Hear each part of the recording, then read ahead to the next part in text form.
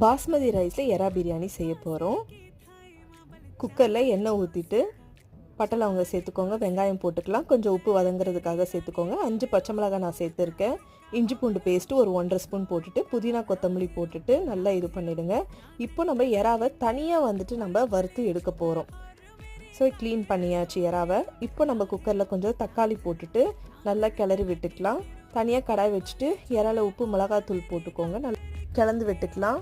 இப்போ நம்ம கடாயில் போட்டு பெருங்காயத்தூள் கொஞ்சம் போட்டுக்கோங்க. அதுக்கப்புறம் இஞ்சி பூண்டு பேஸ்ட்டு கொஞ்சம் போட்டுக்கோங்க. இப்போ நம்ம குக்கரில் என்ன பண்ண போகிறோன்னா தயிர், 1.5 ஸ்பூன் மிளகாய்த்தூள், 1 ஸ்பூன் பிரியாணி மசாலா போட்டு நல்லா வதக்கி எடுத்துகிட்டு இப்போது செஞ்ச இந்த எறாவை இதில் மாற்றிக்கலாம். ஒரு ஆளுக்கு அரிசிக்கு 1.5 ஆளாக்கு தண்ணி நம்ம சேர்த்துக்கணும். கொதிச்சு வரும்போது அரிசியை போட்டுக்கோங்க. இப்போ மூடி விட்டுட்டு எடுத்தோன்னா சூப்பரான ஒரு ப்ரான் பிரியாணி ரெடி ஆகிடும்.